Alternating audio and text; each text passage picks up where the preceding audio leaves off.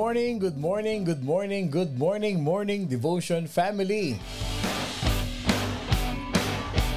Magandang umaga sa ating lahat. How is everyone and how is everybody? I hope and pray na lahat tayo ay nakapagpahinga ng maayos, nakatulog ng mahimbing kagabi, because today is another day that the Lord has made. We will rejoice and be glad in it. Palakpakan natin ang lahat ng mga anak ng Diyos. We are blessed by God. Magandang umaga. Ako pong muli si Pastor Bong bumabati na isang mapagpalang Tuesday morning sa ating lahat. Ang bilis ng araw, Tuesday na, June 18, 2024. Okay, binabati ko lahat ng mga kapatid natin na nakikinig dyan sa Pilipinas. Magandang gabi sa mga kapatid natin sa Middle East. Kapatid natin sa Hong Kong, mga OFW nating kapamilya dyan. Magandang gabi sa inyo lahat, mga kapatid natin sa Europe, sa France, sa Italy, sa Spain, sa Germany, at sa Ireland. Magandang hapon sa mga inyo dyan, mga kapatid. We are blessed by God.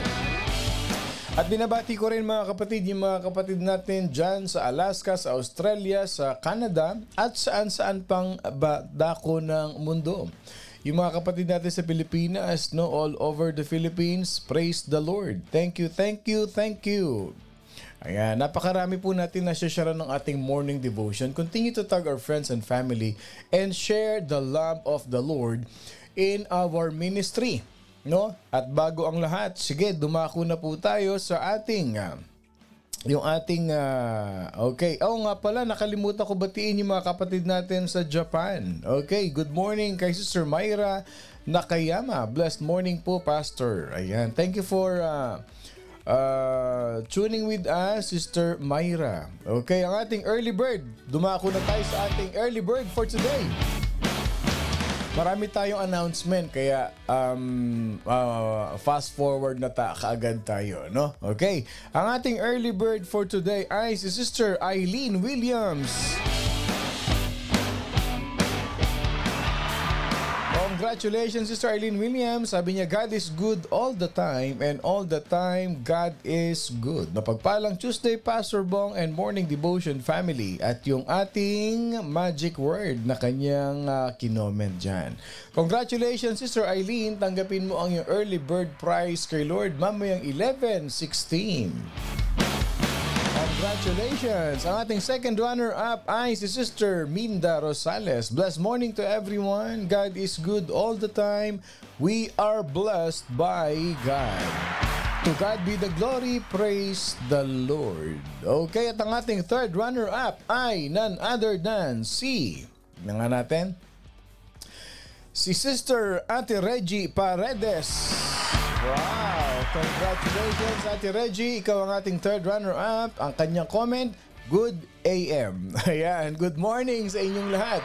Good morning. Kindly tag our friends and share our morning devotion so that they can hear as well the powerful revelation of the Lord today. Ang ganda ng ating pag-aaralan today. Promise. As in, we're gonna go deeper, dive deeper, and broaden yung ating idea, yung perspective natin, yung pagkakaalam natin. No, hindi ko muna babanggitin. Itag niyo yung mga kaibigan ninyo, mga kapatid, and kindly share this morning devotion sa inyong mga Facebook page. Okay? Okay. Dumako na tayo sa ating mga birthday celebrants. Binabati ko lahat na nagsa-celebrate na kanilang birthdays today. Happy birthday to you. Yan, tanggapin niyo yung aming balloons from Morning Devotion family. Happy birthday sa inyo. Happy birthday, Tita Thelma Ibuan. Good morning and happy birthday po sa inyo. Okay, binabati ko rin lahat ng mga couples na nagsa-celebrate na kanilang wedding anniversaries today. Happy anniversary sa inyo. Yan, many more years of fruitful relationship, no? Na gina-guide kayo ni Lord, sinasamahan kayo ni Lord sa inyong journey, no? As a couple. Ayan, yung mga nagbe-birthday, maraming taon pa ang inyong isa-celebrate na birthday. Few announcements that is very important. I'd like to invite all of us, mga kapatid, sa nalalapit na June 30, which is West Covina. Yung ating pong West Covina Family Church dyan ay magsa-celebrate ng first year anniversary celebration service. That's gonna be June 30, 2 o'clock p.m. po yan. 1773 West San Bernardino Road, Building 29, West Covina, California. Okay, be part of this wonderful celebration. First birthday ito ng ating church sa West Covina. Invite your friends and family and experience, be renewed, and be blessed, mga kapatid. Ako rin po ang makikita ninyo dyan na nagpipreach kasi ako po ang head pastor ng West Covina Church and even ang ating Carson Church. Ang Carson Church family natin will be supporting ang yung sister church natin sa West Covina. Kaya morning devotion, I am inviting you personally para po dito sa ating first year anniversary celebration. Okay, speaking of celebration, we're gonna be having a week of fire, a prayer and fasting from June 23 to June 30. Why are we doing this? This is for our harvest victory para sa ating first year anniversary sa ating church sa West Covina. I'm encouraging all of our leaders and active members of West Covina Church and even Morning Devotion family, samahan niyo po kami, mga kapatid. No? Ipag-pray po natin ang successful victorious first year anniversary celebration ng ating church sa West Covina. However, just to let you know, mga kapatid, ang ating pong church sa Carson ay nagkakaroon po tayo ng Soaking in the Spirit of God. It is every other Saturday where we started last June 15. 7:30 p.m. po yan. This is the good news. Just let me know, i-PM nyo po ako, mga kapatid, because I'm gonna be doing this. Kung malayo po kayo and you cannot join us, just PM me, Pastor Bong. Okay? Kung friend na po tayo sa Facebook, kung hindi pa, i-add nyo ako, Bong Buenaflor. At I will send you that link, mga kapatid, so that you can join us itong ating Soaking in the Spirit of God. Hindi ko po ito inila live stream, okay? Private circulation. Kung gusto niyo pong sumama, kung gusto niyo pong mag-join sa aming Soaking in the Spirit, just let me know. So maisend ko po sa inyo yung link para makita po ninyo and ma-experience din niyo, mga kapatid, how powerful it is to soak in the Spirit of God. And lastly, sa ating pong announcement, okay, eto na ang ating pinaka-iintay.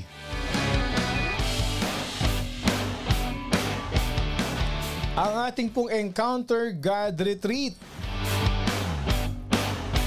Okay, may date na tayo, September 27 to 29, 2024. Be part of this wonderful, amazing experience, yung ating pong Encounter God Retreat. This is where I found freedom. Napakaganda po nito. September pa yan. Mark it on your calendar and be part of this wonderful, amazing retreat na ating ma-experience sa buhay natin. Sabi nga, fire, focus, and freedom.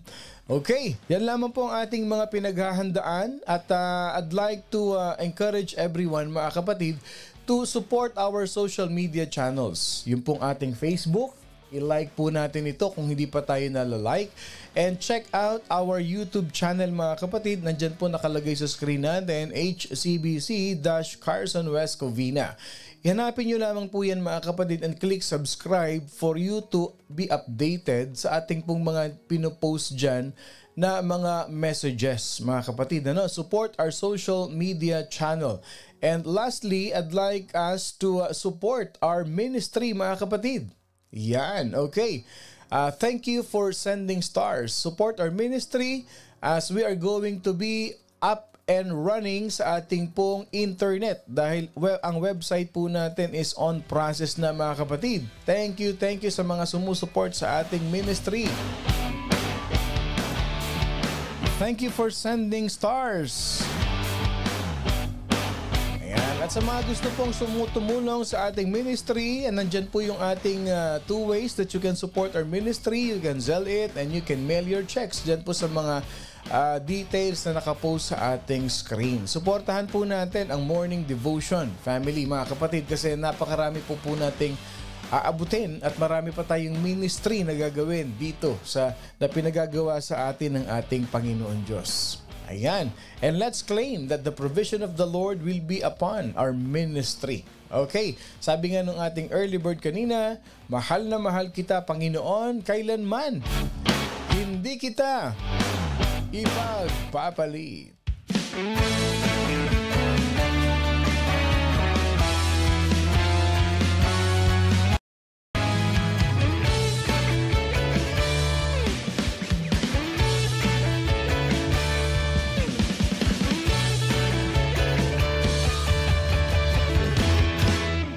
Mahal na mahal kita, Panginoon. Mahal na mahal kita, Panginoon.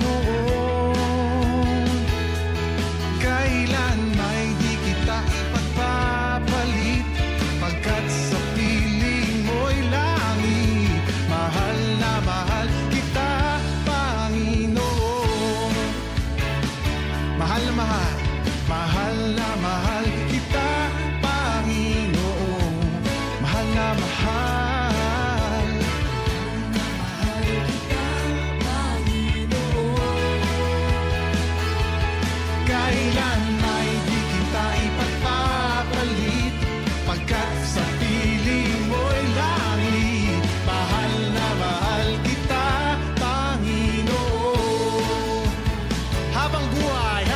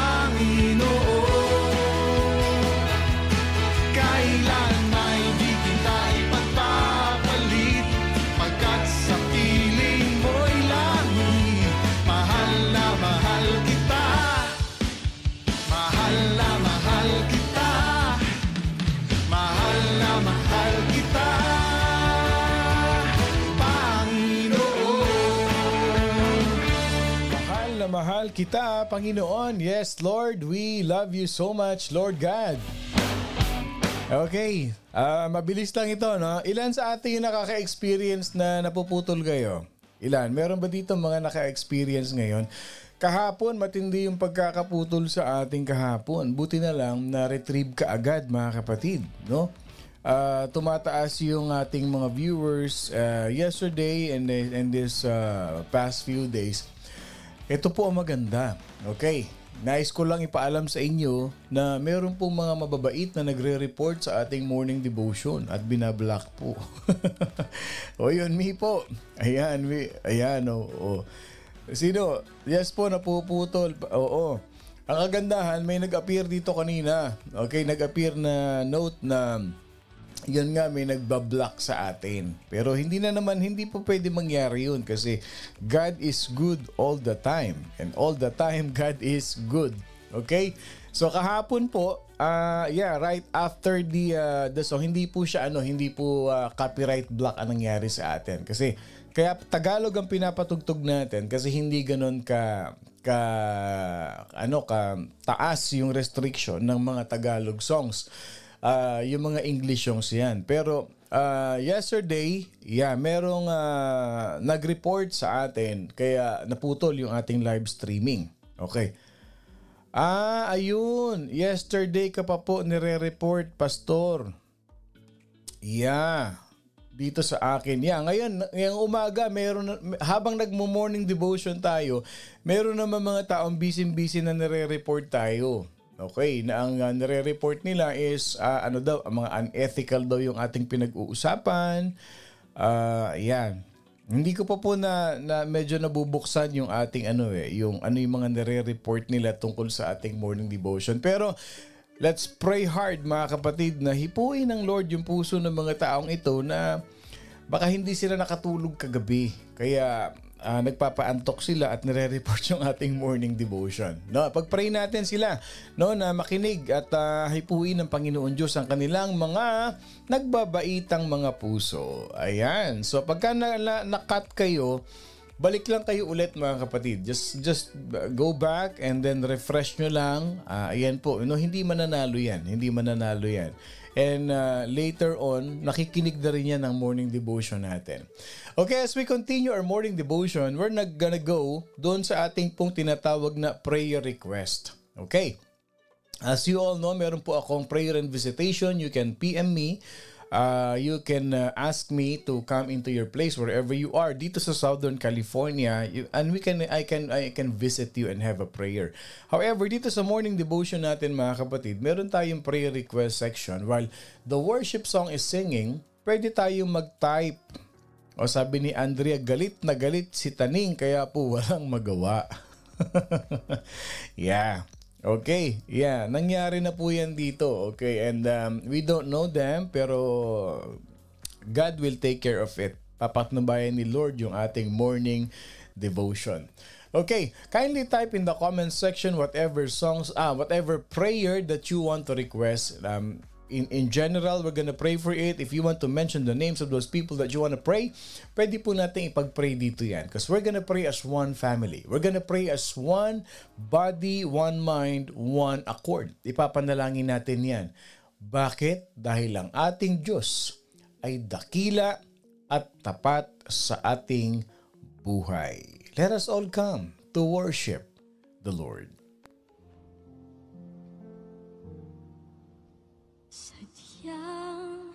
Kay buti ng ating Panginoon, magtatapat sa habang panahon, maging sa kabila ng aking pagkukulang, biyaya niya'y patuloy na laan. Tulad ng pagsinag ng gintong araw, patuloy siyang nagbibigay ng love. Kaya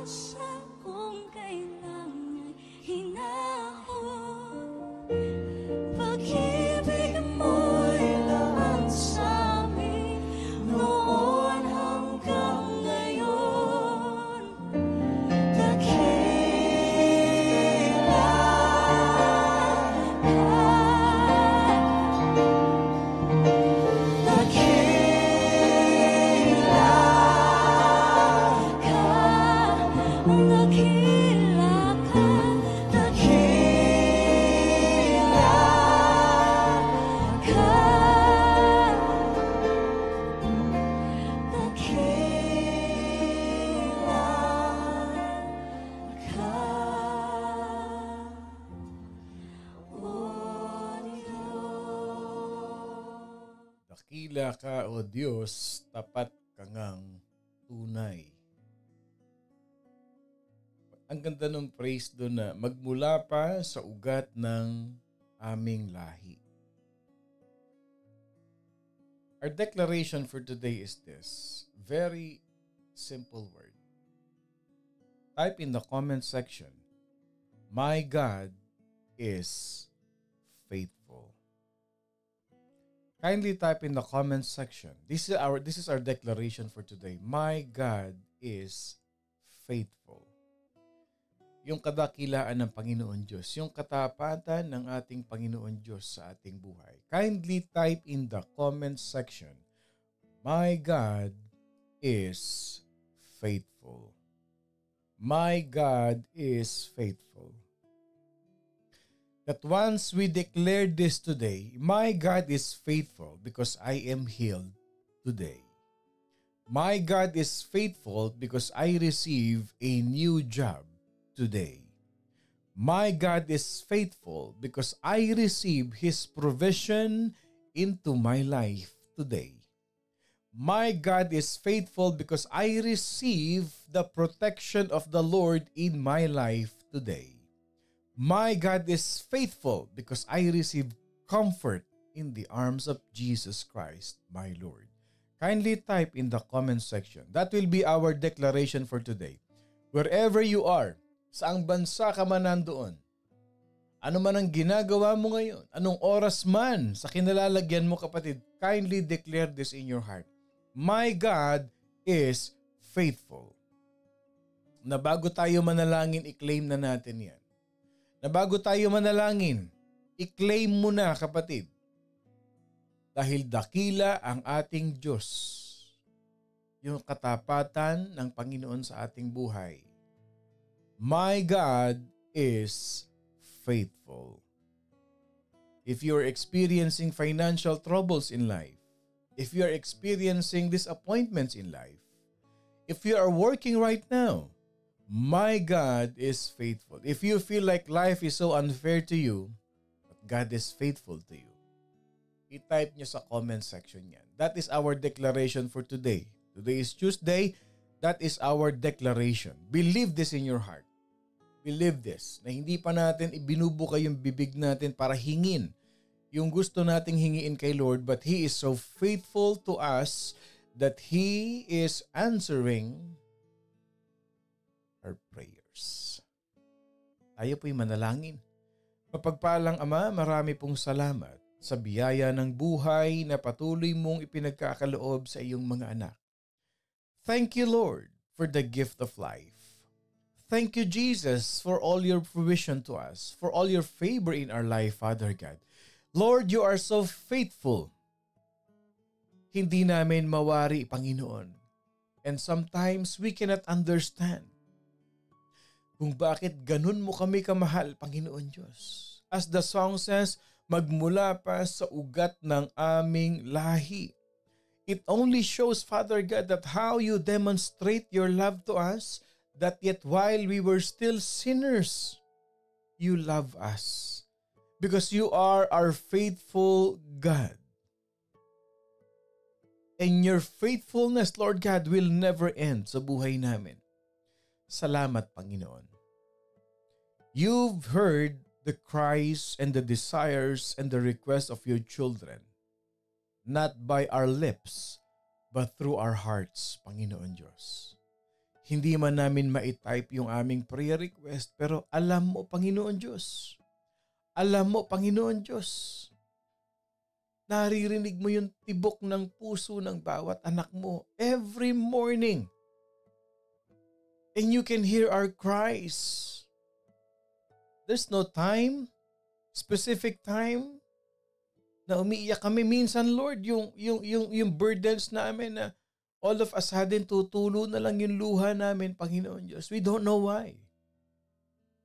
But you can see all those things. Nakikita mo, Panginoon, ang mga iniluluha ng mga anak mo. Nakikita mo, Panginoon Diyos, yung mga hinaing ng bawat anak mo na nakikinig ngayon sa morning devotion. Lord, thank you that as we have declared, your faithfulness into our life. Kiniklaim na namin, Panginoon. We claim this in the name of Jesus, all our petitions, all our requests. Yung mga nagpe-pray ng traveling mercy. Yung mga nagpe-pray ng healing para sa kanilang pamilya, sa kanilang kapatid, Panginoon Diyos. Yung nagpe-pray para sa kanilang mga parents, magulang, wherever they are. Yung nagpe-pray para sa kanilang mga anak. Para sa kanilang mga asawa. Para sa kanilang sambahayan. Lord, in the name of Jesus, you are faithful God. In your perfect time, we receive all our prayers. At ang ganda pa nga, Panginoon, kasi ngayon pa lang, Lord, sinasagot mo na, Lord, yung panalangin ng iyong mga anak. At this very moment, Lord God, you are comforting all of us. Lord, thank you. I declare in the name of Jesus to the whole morning devotion family, to those who are supporting this ministry, to those who are anchored their faith into your thy name, Jesus Christ, Lord, let your provision of finances be upon each and every one of us today. Let your will be done in our life. And let your powerful healing through the power of the Holy Spirit be upon us today. And may your comfort brings blessings into our life. And Lord, may the spirit of a fruitful and loving relationship be upon all of us, even to our loved ones and to our families. Maraming salamat, O Diyos. Ikaw ay dakila, ikaw ay tapat. Declaring your goodness and your blessings will overflow in our life. As we pray all of these things in the name of the Father, the Son, and of the Holy Spirit. Release your blessing in the name of Jesus. Amen and amen and amen. Magandang umaga po sa inyong lahat. Ako pong muli si Pastor Bong, bumabati na isang mapagpalang Tuesday morning sa ating lahat. Ito po yung ating pag-uusapan ngayon. But we're gonna go deeper to this. Hindi yung laging naririnig natin. Okay?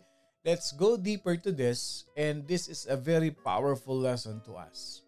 The topic for us today, life principle number 20, obedience always brings blessing.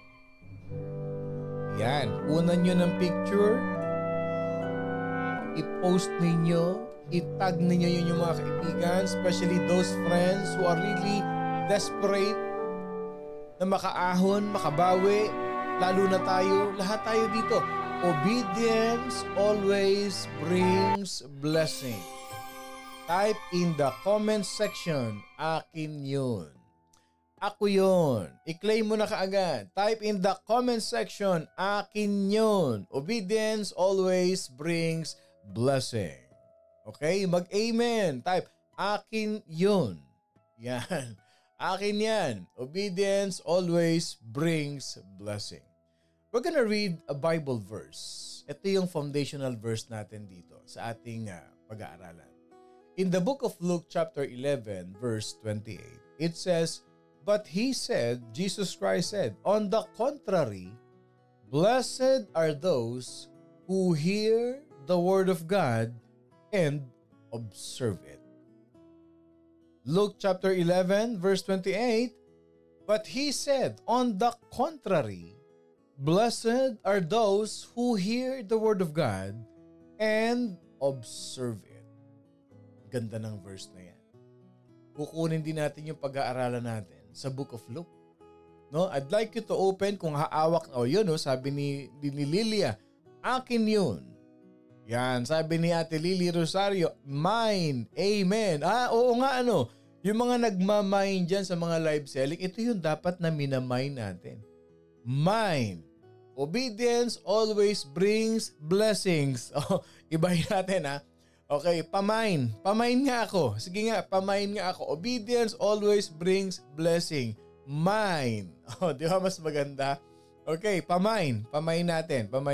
Obedience always brings blessings. Okay, the verse that we have read in 11:28, the Lord's simple request. Okay? Yung mga nire-request sa atin ng Panginoon Diyos, simple lang eh.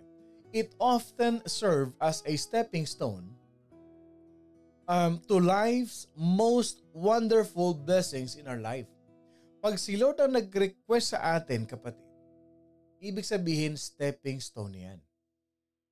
Yes, pag si Lord ang nag-request, stepping stone yan. Saan? Sa life's most wonderful blessings. Ang daming nag-mine. I-mine nyo na yan. Kasi ngayong umaga na ito, maiintindihan nating mabuti kung bakit dapat pala mine ang tinipe ko, hindi lang mine kanina. Okay? We're gonna look at the life of Simon Peter. Simon Peter, si Simon Pedro, mga kapatid, in the Bible, si Peter. Okay? Si Simon Peter, he purposefully or illustrates what can happen when we say yes to God. Matututunan natin ano ba ang pwedeng mangyari sa atin pag sinabi nating yes Lord. Opo Lord. Susundin ko po Lord. Matututunan natin ngayon through the life of Simon Peter that when we say yes to God, what awaits us? What will happen to us? Okay. One day, there was a large crowd na sumusunod kay Jesus Christ. Ito isang eksena lang ito ha.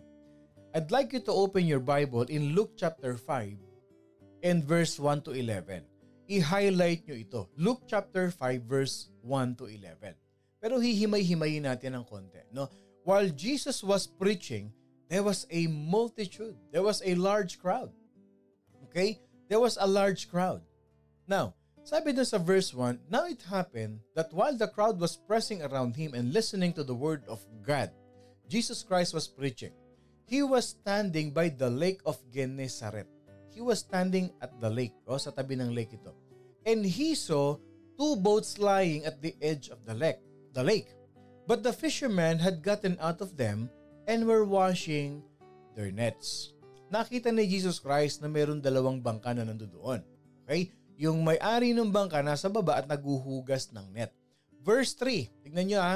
And he got into one of the boat which was Simon's. Ang may-ari pala ng boat na yon, obviously servant lang yon ni Simon, tauhan niya. Ang may-ari nun si Simon Peter, yung boat na yon. And he got into one of the boats which was Simon's and asked him to put out a little way from the land. And he sat down and began teaching. Anong sabi ni Jesus Christ? Simon, itulak mo nga palayo itong aking bangka. Palayo lang dito sa land, dito sa pampang, okay? Itulak mo nga ito palayo. And then he began teaching the people from the boat where he was. Okay, ito na tayo. Number 1, the Lord wanted to use Peter's boat as a floating platform kasi pagka nagtuturo si Jesus Christ, nakapaikot yung mga tao eh. No? Obviously, naka-box si Jesus Christ. So anong nangyayari? Paano yung nasa likod? So hindi nakakapakinig ng maayos, hindi nila nakikita si Jesus Christ. So sabi ni Jesus, sumakay siya dun sa bangka, sabi niya, Simon Peter, itulak mo ng konti para malayo ako sa kanila, para marinig nilang lahat at makita nila ako. So the Lord wanted to use the boat, obviously of Peter, as a platform. Parang stage siguro niya yan, from which he can preach to the multitude. So anong nangyari? Okay, mukhang napuputol na naman tayo. Okay. Yan, okay. So ang ginawa niya to preach powerfully sa multitude, sabi niya itulak mo yung bangka a little way away from the shore. Okay. So ano ginawa niya? He got into the boat and then tinulak ni Peter. Okay. Not in itself a particularly remarkable request, but Peter's compliance to his request, mga kapatid, yung pagsunod ni Peter sa request ni Jesus Christ, it gave away for a life-changing blessing. Paano nangyaring life-changing blessing yung pagsunod ni Peter? So, from his example, we also learn how essential or how important it is to obey God. Kahit na sa maliit na bagay. Isipin ninyo ha, yung pagtulak lang ng bangka. Sumunod siya kay Jesus Christ. Malaking bagay ba yun? Of course not. As a Hebrew, as a Jewish, ang laking tao niya, sandali lang niya itulak yun. It's just a small things. So how essential it is, how important it is to obey God even in smallest matters. Ano nangyari? Sinong na-bless? The multitude were blessed. They received the first blessing through the obedience of Peter. Bakit? Because now they can hear clearly what Jesus was saying. So as the conclusion of the lesson, sabi ni Lord kay Peter, sabi ni Jesus kay Peter, put out into the deep water. Kasunod ha? May kasunod dito ha? Okay, so tapos na yun. At the conclusion of the lesson, pagkatapos magturo ni Jesus Christ sa multitude, ano sabi niya sa verse 4? Put out into the deep water and let down your nets for catch. May utos na naman si Jesus Christ. So obviously, this is a second opportunity to say yes or to say no. Bakit kamo? Itong pagkakataon na to, Peter has the right, okay, to say no. Peter may felt tempted to decline the request of Jesus Christ. Bakit? Ano ba ang trabaho? Oh, ayan, ang dami nagre-report. Napuputol ba? Are you being cut off? I hope dire-diretso ito na. Pero huwag kayong mag-alala, naka-record ito. Just in case napuputol-putol, gusto niyong balikan, mga kapatid, i-upload ko ito sa YouTube mamaya. Ang ganda nitong lesson natin. Okay. Alam niyo kung bakit? Ganito yan eh. Si Jesus Christ hindi naman fisherman. Si Jesus Christ, karpintero. Si Peter, fisherman. Kung inutusan ng karpintero yung mangingisda, ilagay mo yung net mo, teka muna, hindi mo alam sinasabi mo. Kung kahoy ito, gagawa ka ng lamesa, susunod ako sa iyo. Pero fisherman ako, alam ko yan. Alam ko yung sinasabi ko. Okay? At hindi mo ba alam na buong gabi na kaming nangingisda, wala kaming nahuli? Tapos ikaw, karpintero ka, uutusan mo ko ilagay yung... hindi pwede, wala tayong mahuhuli eh. But the response of Peter demonstrates the beginning of a lifetime faith in God. He obeyed. Jesus Christ was not a fisherman, but Jesus Christ was asking Peter to go fishing again. But Peter did not refuse. Peter obeyed Jesus Christ. Pero ito ang catch eh. Di ba nangatwiran si Peter? Sa verse 5, sabi ni Peter sa verse 5, Simon answered and said, Master, we worked hard all night and caught nothing. Pero ito naman, bumawi siya. Sabi ni Peter, Lord, nangisda na kami kagabi pero wala kami nahuli. Pero sige Lord, gagawin ko ito. But I will do as you say and let down the nets. The soon-to-be disciple of Jesus Christ chose to obey the Lord and to leave the consequences of his decision to Him. Anong nangyari?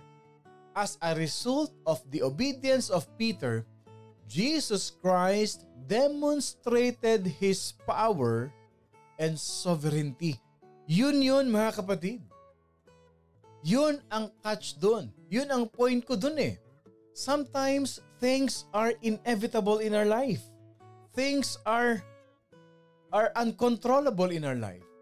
But when God says, you obey. Pag sinabi ni Lord, basta mag-tithes ka lang. Basta mag-church ka lang. Basta umattend ka lang sa gawain. Basta gawin mo lang kung ano yung dapat mong gawin and I will do the rest. Hindi ba pareho ng sitwasyon ni Peter? Kung sinabi ni Peter, alam mo Lord, iba na lang paggawa mo sa akin kasi papagurin mo lang ako eh.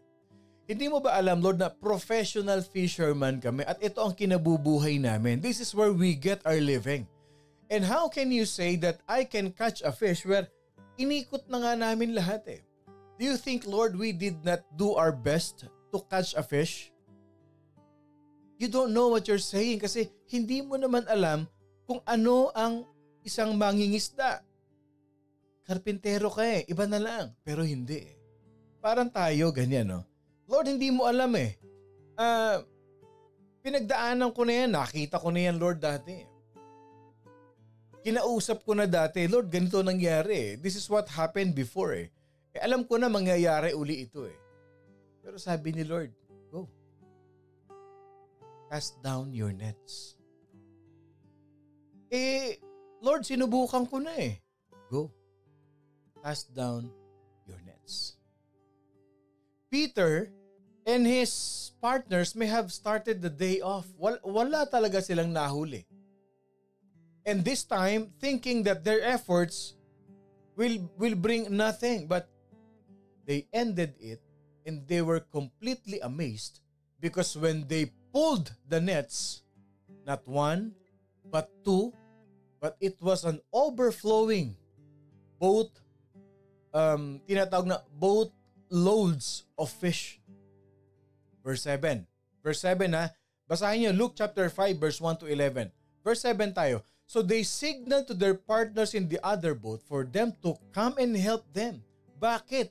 And they come and filled both of the boats so that they began, lulubog yung bangka sa dami ng isda.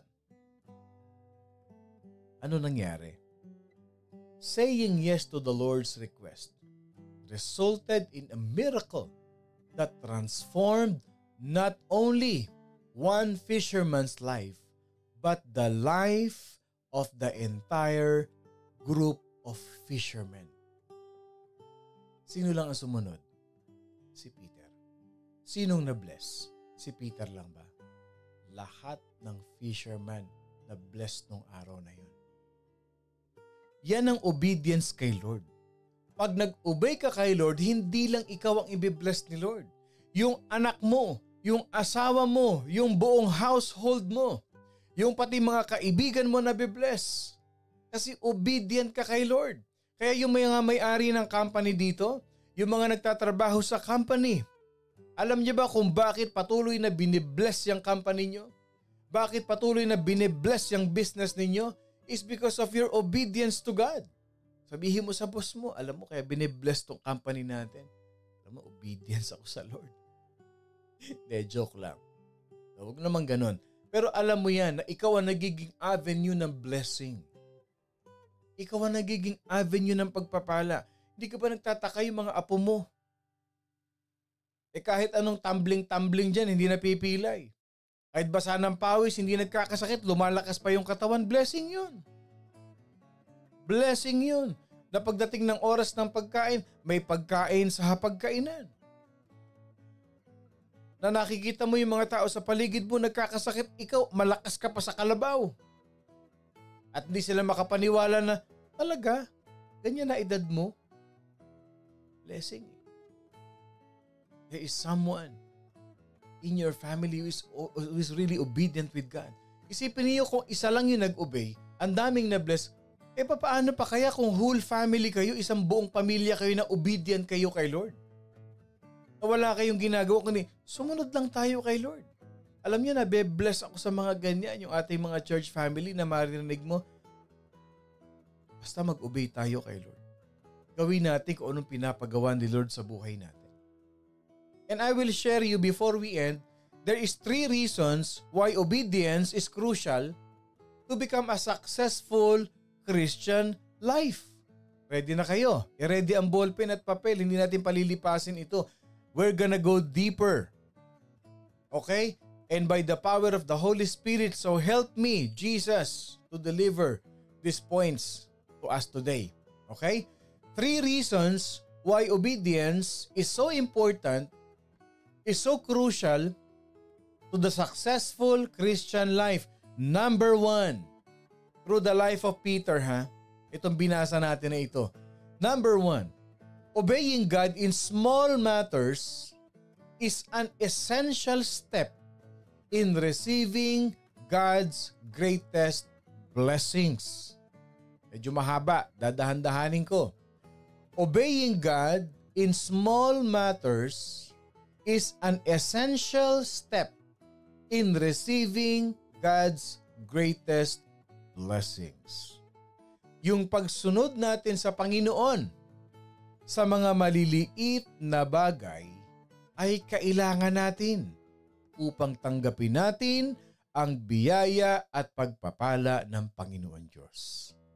Huwag nating iset aside yung maliliit na bagay na pinagagawa ni Lord sa atin.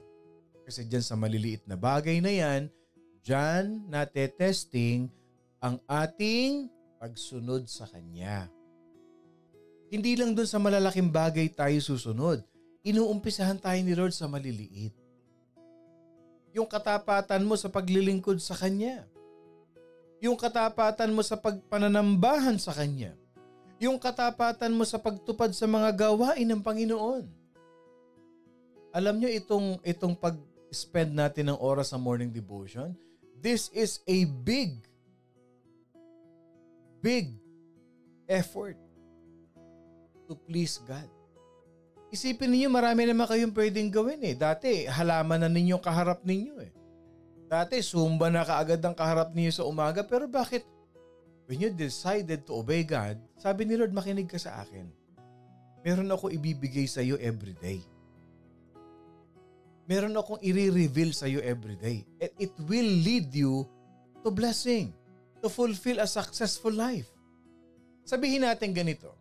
Halimbawa nung sinabi ni Jesus Christ kay Peter, Peter, itulak mo nga yung bangka. Eh kung halimbawa ganito sinabi ni Peter, teka muna I'm busy. I'm cleaning my nets right now and I cannot help you because I'm gonna go fishing again tonight. Paano kung gano'n na sinabi ni Peter? Teka muna. Tatapusin ko muna itong aking hinuhugasan ko na net. Tatapusin ko muna itong net na hinuhugasan ko kasi wala na akong oras eh. Importante ito, kailangan ma-prepare ko ito kasi matutulog pa ako, magpapahinga pa ako kasi mangingisda ulit kami mamayang gabi. Wala kaming huli.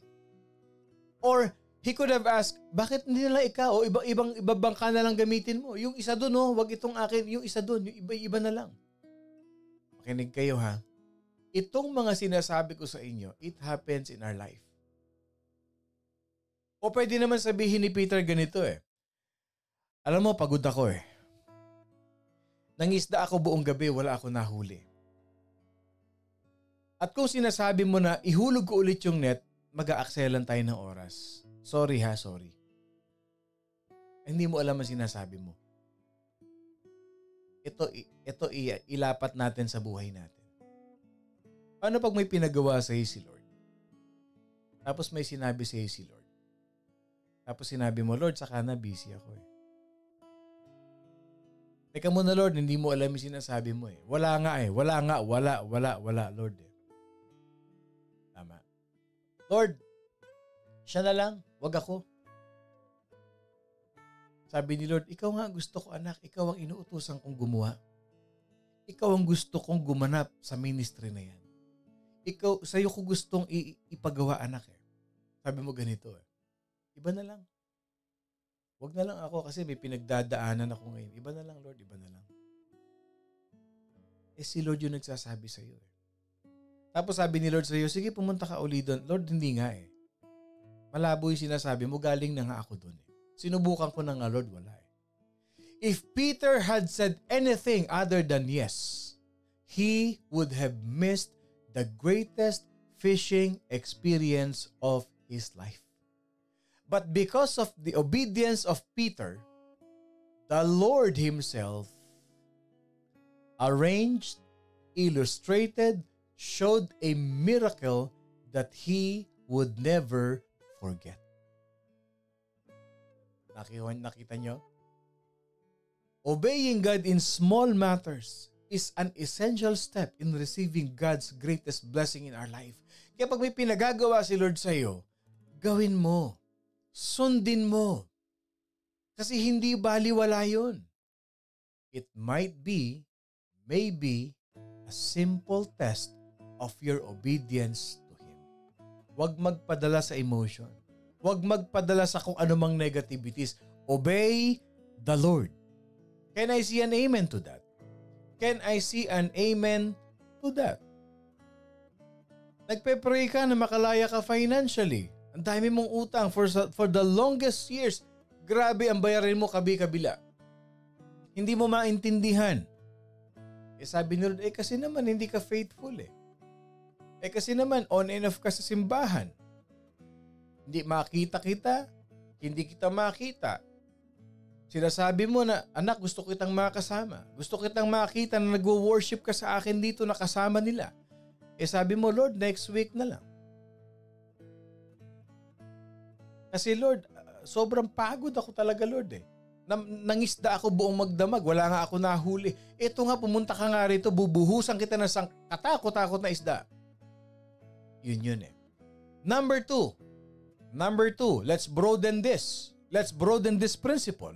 Number two, our obedience always benefits others. Ganda niyan. Ang ganda niyan. Sabi ni Lord, love God, love people. Our obedience always benefits others. Isipin ninyo ha, think of this. How many people were blessed by Peter's obedience? Not only the crowd who saw the Lord and heard the lesson of the Lord, but Jesus Himself, mga kapatid, also benefited preaching from the boat that enabled Him to sit down in comfort while He speaks. Pati si Jesus na kinabang, pati si Jesus na blessed. Bakit? Nakaupo si Jesus Christ.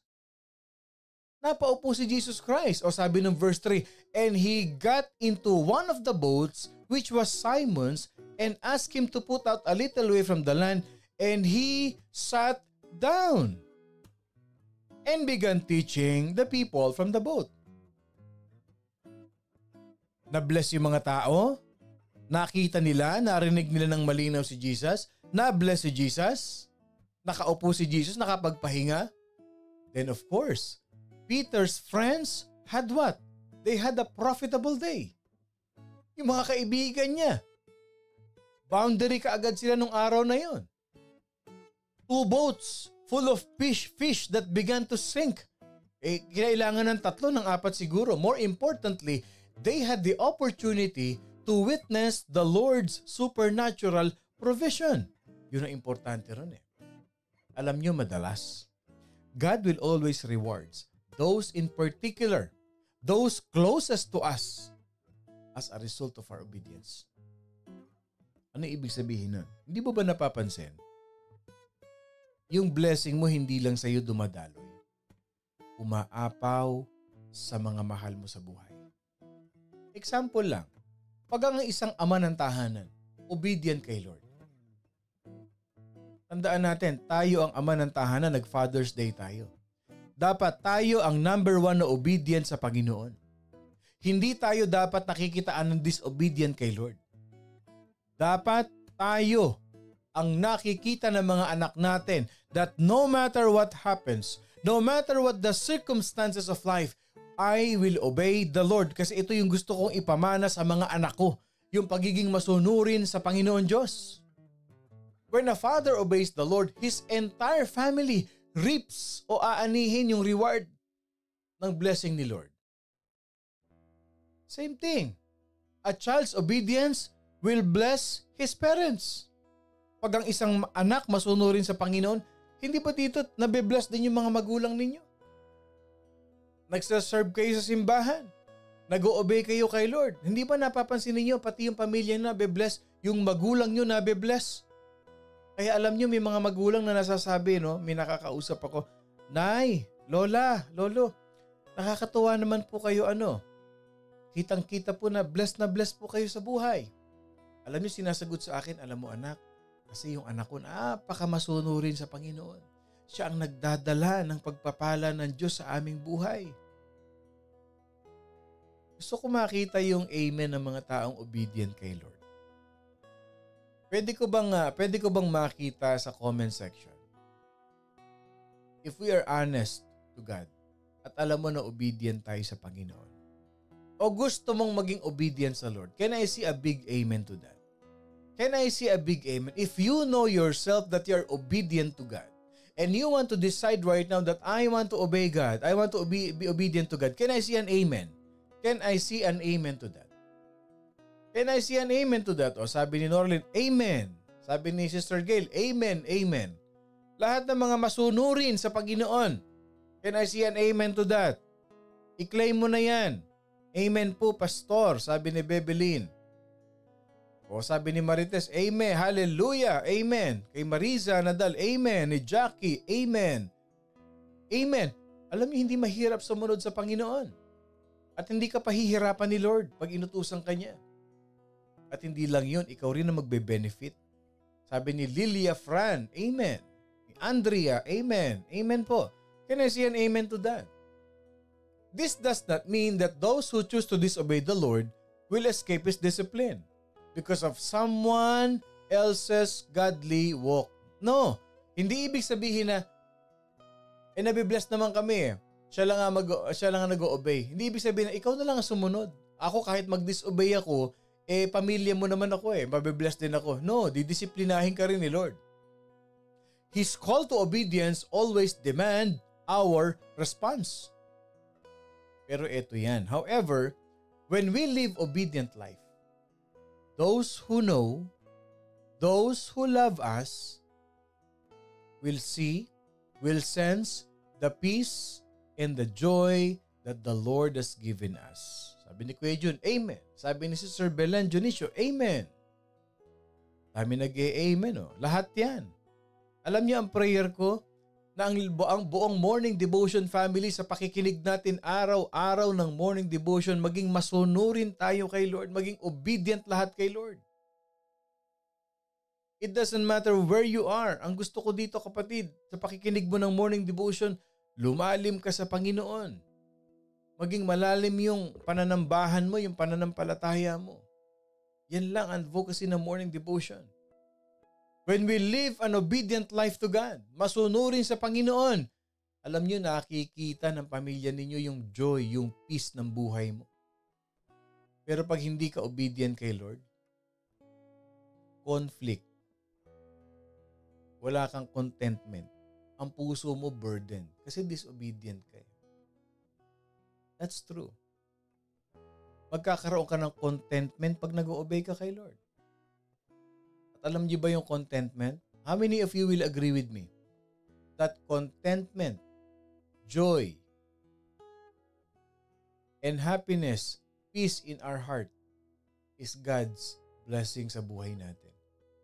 Naniniwala ba kayo dyan? Na yung nakakatulog ka lang ng mahimbing sa gabi, yung kontento ka sa buhay mo, hindi ka na naghahangad ng kung ano pa, blessing na sa buhay mo yan. That leads us to point number 3. When we obey God, we will never be disappointed. When we obey God, we will never be disappointed. O dahil kayo, morning devotion family, we are obedient to God.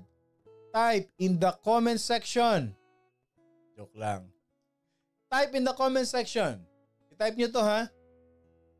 Whenever I obey God, I will never be disappointed. Pag sumusunod ka sa Panginoon, huwag mong isipin yung mga disappointment na yan. Sumusunod ako kay Lord. Peter, no doubt, he assumed that Jesus' fishing instructions will give him what? Would amount to a waste of time. He assumed it. Kaya sabi niya, nangisda na kami nung gabi.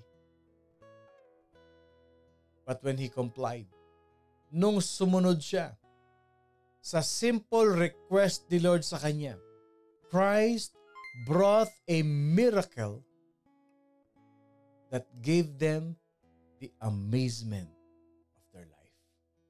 Jesus turned an empty boat into a boat full of fish.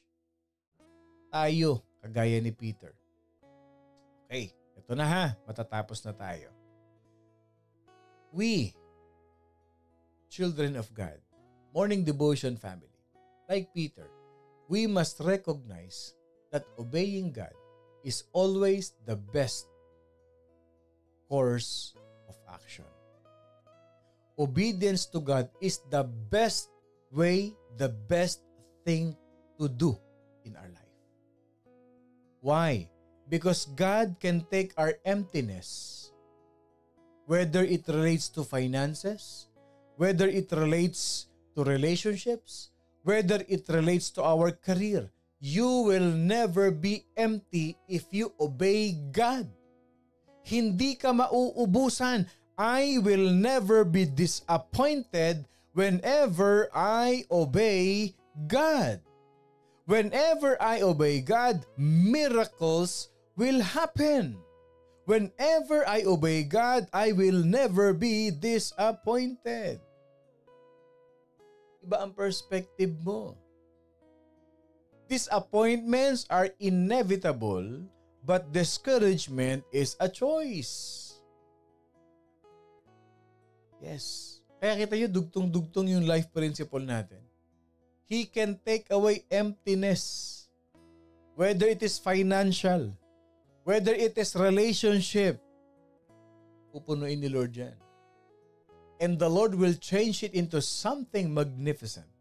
Perhaps you have hesitated to obey God because you fear the consequences of your decision.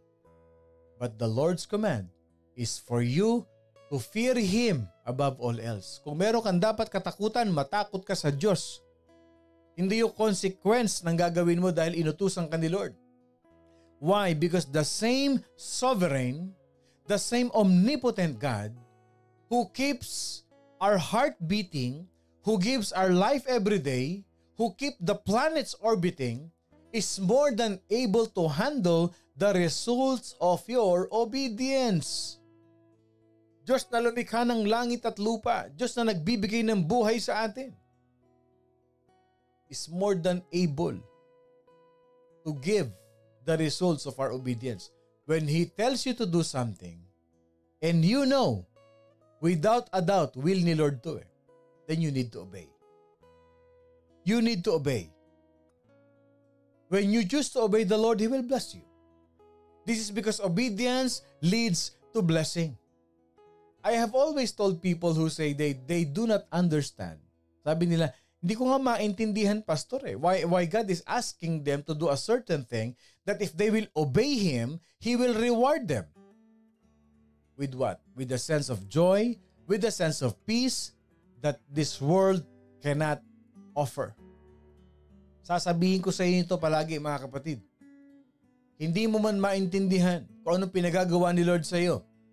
Parang kay Peter, wala nga nahuli, pinababa pa yung net. But you have to obey. And allow the miracle power of God move in your life. As we end, therefore, I conclude para sa ating lahat ito. Set a goal beginning today to obey the Lord. And once you obey the Lord, watch Him how He will work in your life. Bakit?